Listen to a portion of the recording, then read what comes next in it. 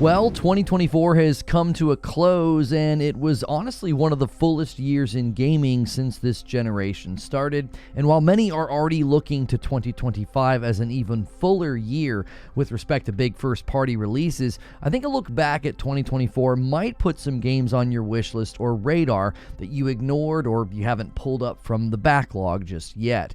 And this top 10 list will be split into two parts. The first 6 are big must-plays in my book, and the last 4 are ones that you might not expect, or maybe you looked over them for some reason. It'll be a little bit more of a surprise, those last 4 games. Now, if you like this kind of content, be sure to hit the like button and the subscribe button, and check out the live show that followed this video.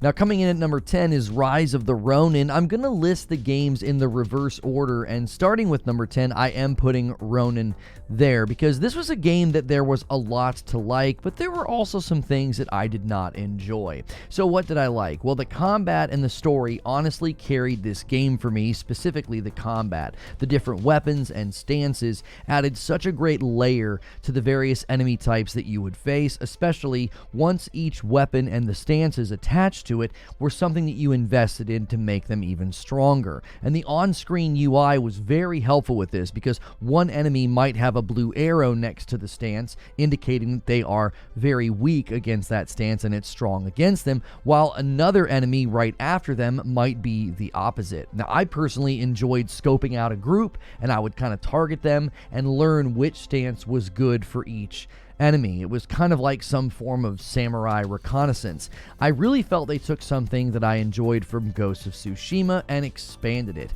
You could probably play this game with a completely different weapon set than I used, and you would have a very different experience, and that might even add to the replay value if somebody wants to go back through and try something completely different.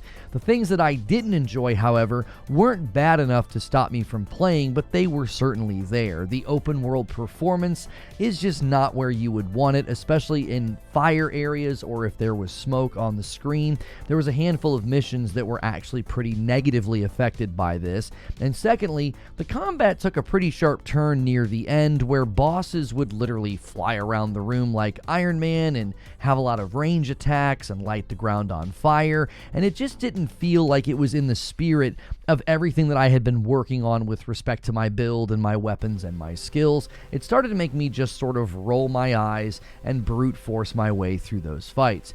I would have appreciated a more demanding style of fighting where each weapon and the stances that I had been investing in would be required and be used. So I think a lot of games like this are falling prey to this sometimes, where they say near the end, well, you're really strong and practiced, so we need to give the enemy all this extra stuff to make them really strong. And I'm just sort of standing there with a couple of swords thinking, why am I fighting Iron Man right now?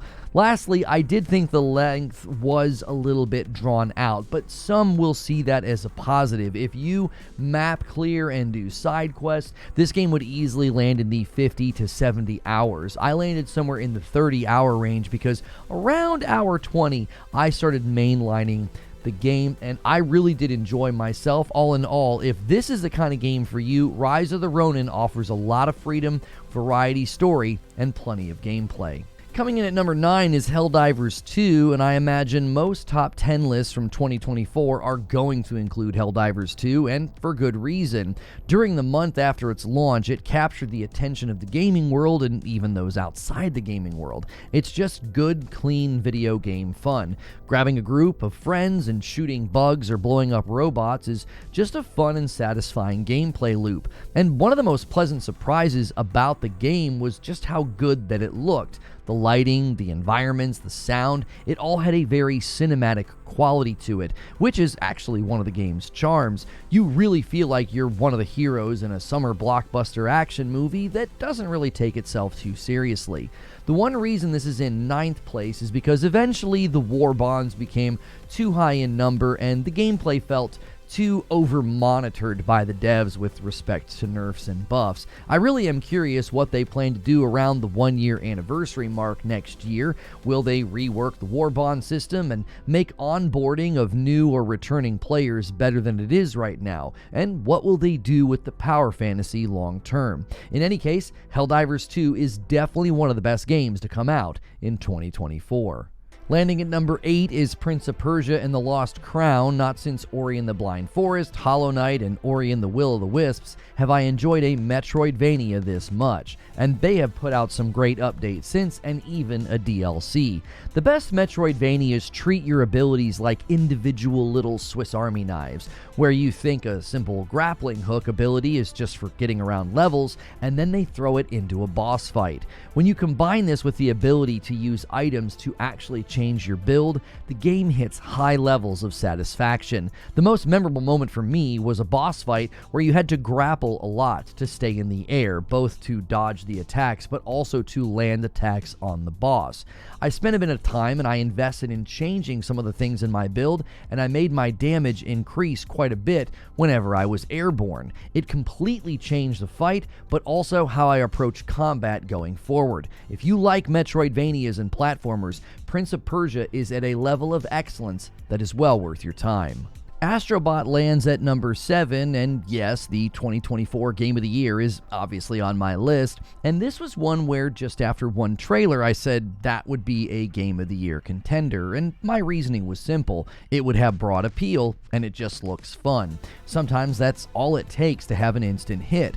If you think about it, two of the most talked about games this year pulled that off, Helldivers 2 and Astro Bot. Simple concepts, broad appeal, and just loads of fun. It isn't surprising that both games snagged multiple awards in different categories and different events, but Astro Bot is truly special. It harkened back to some of my favorite Nintendo games, Mario 64, and both of the Mario Galaxy games. It's just an injection of joy, which is only multiplied when you have kids. The first afternoon my kiddos got to boot up the game was nothing but laughter and mirth, and they did things that I would never have discovered on my own. My son figured out how to spin with the frog hands, making them shoot out and cover a larger area. And him teaching me that is just a great father-son video game memory. It even kind of reminds me of the time that I helped my own dad with the original Legend of Zelda game. So don't ignore this game simply because you think it looks lame or like a kid's game. It's got spunk, character, and honestly, some great challenging levels for those who want something a little bit more skilled for platformers. So don't sleep on Astro Bot. It won Game of the Year for a reason. Number 6 is The Last of Us 2 Remaster, and this was a game that I never expected to be on a top 10 list for me, mainly because I was skeptical about how much praise it received. And when it won Game of the Year over Ghost of Tsushima, which is one of my all-time favorite games, I was always a little curious as to why. I was also uneasy about things I had heard about the story and how they handled Joel's exit. But I have to say, this is one of the best narrative-driven games that I have ever played. And what I really wasn't ready for is just how great the stealth and the combat systems are. I continue to say that the dynamic emergent combat in The Last of Us 2 is unmatched. Just in one instance, I had an experience that another player likely never would, depending on how an enemy sees you, which enemy sees you, and who you kill and in what order. I was moving through an area with a lot of enemies. I thought I was in the clear. I got spotted. I had to shoot someone. Their friend cried out their name, ended up getting a hold of me, put me in a chokehold. They told me they were going to kill me because of what I just did. I broke free, got them down, shot another guy in the leg, which prompted to make him scream in pain. I had to put him out of his misery as he was drawing more attention to the area. Now, had I just made it through that area without being seen, or maybe I didn't miss some of my shots or took a different pathway, it would have been a completely different experience.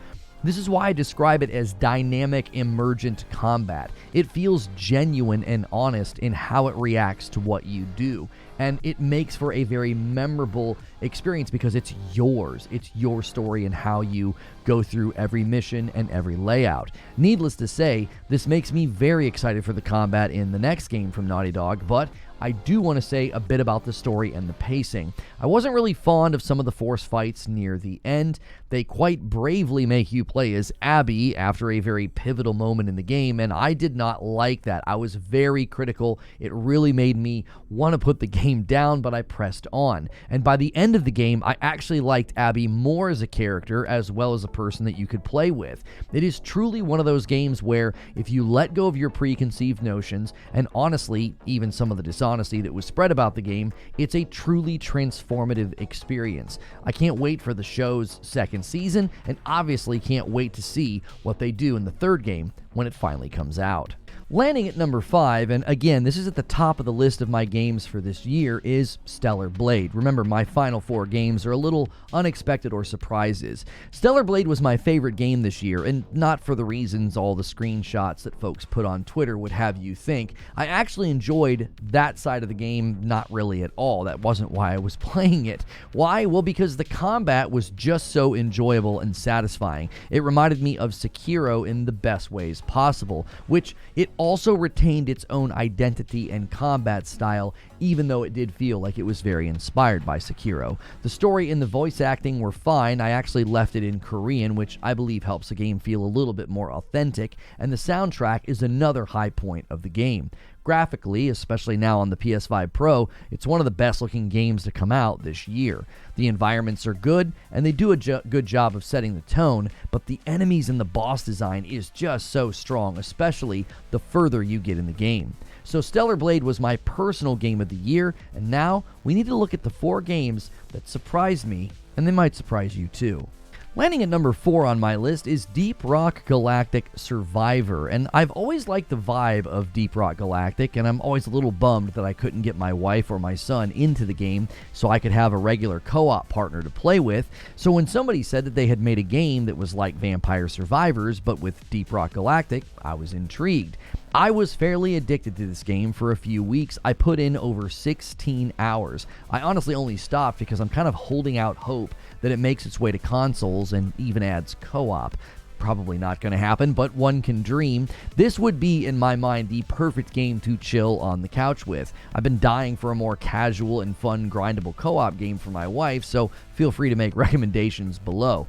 But if you like these Survivor-type games, then Deep Rock Galactic Survivor is one of the best that I've played in the genre. It has great meta progression, satisfying graphics and sound, and the gameplay loop is very good, along with a lot of weapon and ability variety. And it's related to another big game for me just this year.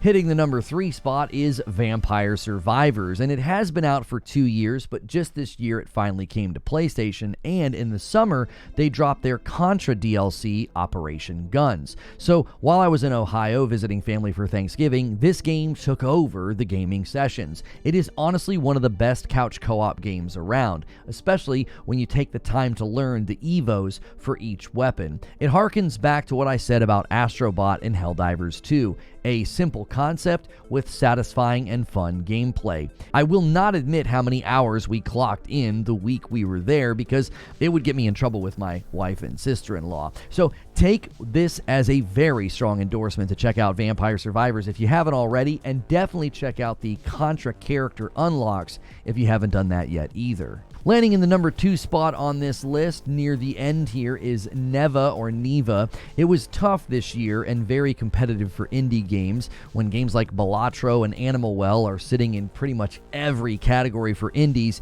it was very tough to get noticed. But Neva was a great game from the makers of Gris. It has a charming art style, a beautiful score, and a touching message and themes that really deliver a cozy and short-lived experience. I like to put lesser-known games on your radar, and while Neva did win an award for the Games for Impact category, it might have slipped past you. For $20, it's well worth a few afternoons to play through this pleasing little game, and now we can arrive at the last game on my list. Coming in at number 1, and again, this is the 4 games that I thought might surprise you. This is not my top game of the year, but I did want to put Space Marine 2 on this list. And you might say, well, why are you doing that? That's not lesser known or surprising. Well, I was thoroughly enjoying this game, but some of the issues with AI and combat that was going on at launch, along with some pretty consistent performance issues, made me put it down, which was pretty disappointing because I was liking it. And now they've addressed the AI issues along with some of those combat things that were happening, and the performance on the PS5 Pro is being described as one of the best Pro updates and PSSR implementations. And I will say, I booted it up on the Pro after the update, and I just moved around for a few minutes, and I had to force myself to shut it off. It looked incredible. I really want to be disciplined right now. I'm moving through my backlog, and Space Marine 2 is next in line because after some polish and a PS5 Pro update, it just delivers on what it promised. Great moment-to-moment action, visceral combat, and no attempt to be something else. It's just a video game being a good video game, and I can't wait to dive back in. And I wanted to put that one back on your radar and give it some attention because a lot of us were concerned about performance, and while those issues were there at launch date, they certainly have resolved a lot of those issues with patches as well. If you have a PS5 Pro, easily one of the best places to play that game. So there you have it, my top 10 games from 2024 for you. What are your top 10 games? You can comment below, and you might get your list featured in the live show that follows this. That usually hits a card right here. And keep an eye out for my top games to look forward to in 2025. And as always, remember to like, share, and subscribe.